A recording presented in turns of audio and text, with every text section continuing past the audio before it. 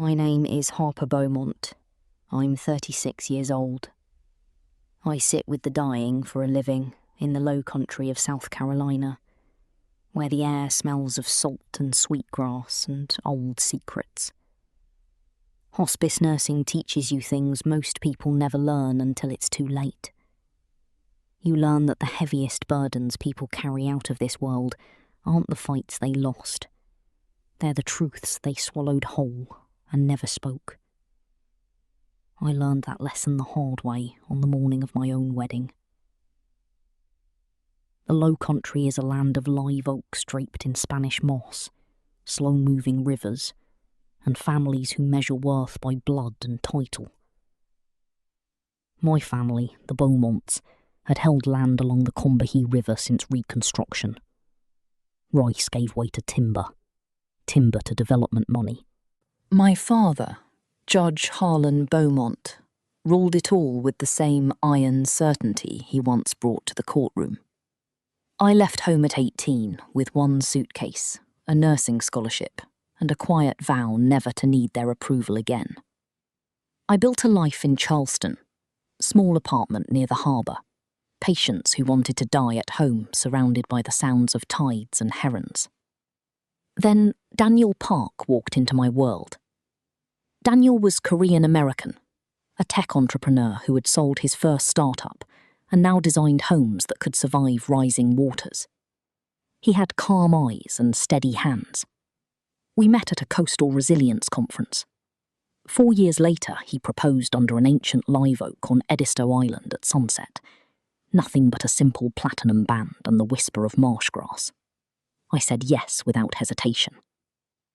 Telling my parents was the part I dreaded most. We drove out to the family plantation house on a humid Saturday in late April. The white columns still gleamed under the sun. Magnolias bloomed heavy and sweet. Mama met us on the wide veranda, her smile tight as a pulled stitch in fragile skin. She hugged me too long, then turned to Daniel with polite caution. Daddy sat in the sunroom, overlooking the river, a glass of bourbon sweating in his hand, linen shirt crisp despite the heat. He rose when we entered. The handshake with Daniel was firm on the surface, but I felt the cold assessment in it. "You're not from around here," Daddy said after dinner, eyes never leaving Daniel's face. "I grew up in Seattle," Daniel replied evenly. "But Charleston has been home for 5 years now. I build homes that respect the tides instead of fighting them." Daddy swirled the bourbon. "Tides come in. They also wash things away that don't belong." The words landed like a gavel. Mama busied herself clearing plates. My brother Trip, 38 and already deep in the family development business, stared into his sweet tea. That night on the drive back to Charleston, Daniel kept one hand on the wheel and the other holding mine. "He'll come around," he said softly. I wanted to believe him. 2 weeks later, I called home to share the wedding date. We had chosen St. Helena's Episcopal Church, the same small white wooden church where generations of Beaumonts had married, where grandmother Vera rested under a moss-covered stone that simply read, "Beloved." Daddy's voice was ice. "You do this, Harper, and you do it without me. He's not one of us. This family has standards. Blood and title mean something here." I didn't raise my voice. I never do. "Then I'll find someone who will walk me down the aisle, Daddy." The line went dead. Mama called back an hour later, begging me to keep things small and calm. Trip sent texts warning about stirring up old business and how the new subdivision loans depended on clean titles and family reputation. Planning the wedding became a quiet war. Fittings, flowers, seating charts, all laced with tension. Old family friends suddenly had conflicts. The church ladies whispered. I smiled through it all, the same calm I used with patients when the pain grew too loud.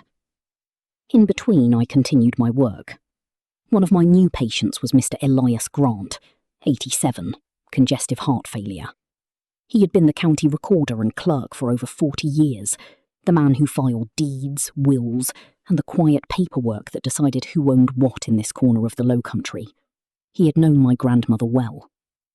The first afternoon I changed his linens, he studied my face with watery but sharp eyes. "You favour Vera," he said. "Same steady look, like you're measuring the worth of a thing before you speak." I smiled gently. She taught me that. He watched the marsh through the window for a long time. "Your daddy and his half-brother. Things weren't settled right when Vera passed in 97. I filed what I was told to file, but I kept copies. Always did when something smelled wrong." My pulse quickened. "What are you saying, Mr. Grant? Come back when I'm sharper, child. I got something for you. Something that's been waiting 30 years. I visited him 3 more times that week, sitting by his bed as the light changed over the pluff mud. On the clearest afternoon, I had me open the bottom drawer of his old oak bureau beneath winter quilts. Inside was a worn accordion folder tied with faded string. My hands trembled as I opened it. Grandmother Vera's original will, dated 1995, left the riverfront home place and valuable timber tracts equally to her 2 sons, Harlan and Marcus.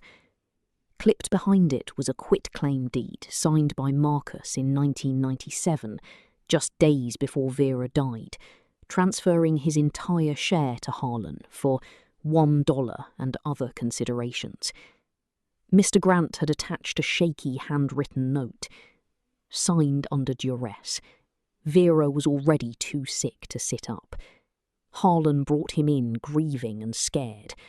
I was a coward who filed it anyway. Tears burned my eyes.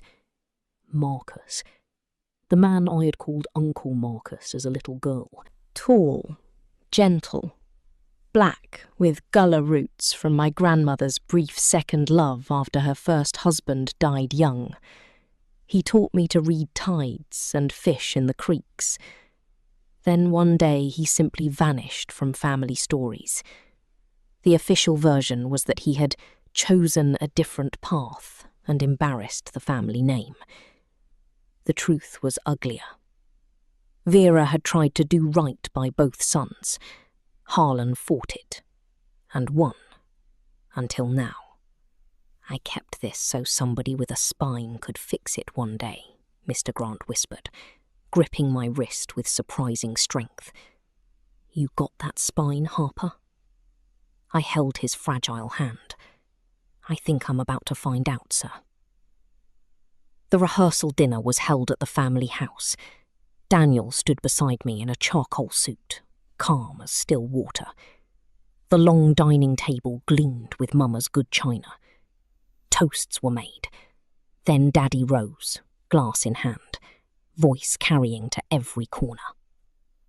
"I won't stand up in that church for this," he announced to the 20 gathered guests. "My daughter has chosen to turn her back on everything this family built. Blood and title mean something here.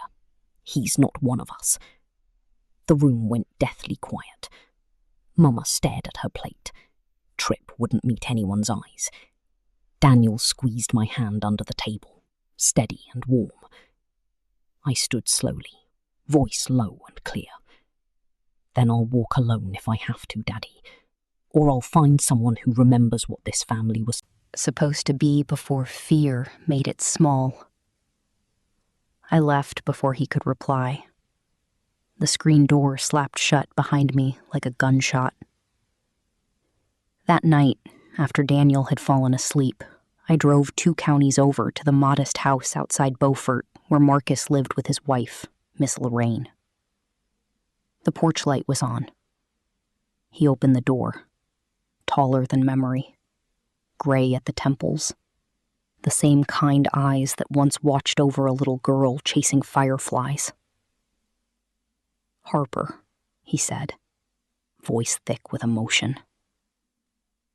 "Been waiting for this day a long time." We sat on the back porch with sweet tea as the marsh sang its night song. I told him everything.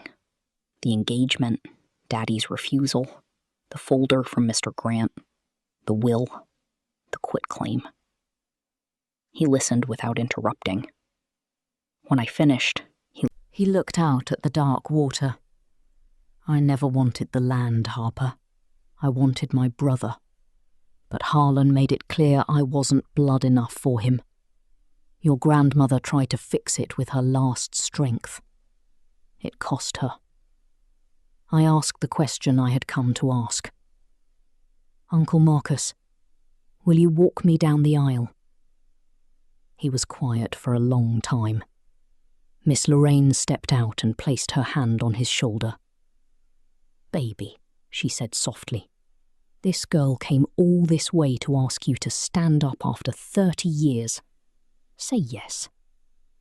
Marcus looked at me, eyes shining in the porch light. I'll be there, Harper. Ghost or not. I'll walk with you. I drove home through the dark Lowcountry roads with my heart full and heavy at the same time. The wedding was 3 days away. I had no idea yet how many doors one truth could open, or how many it would slam shut forever.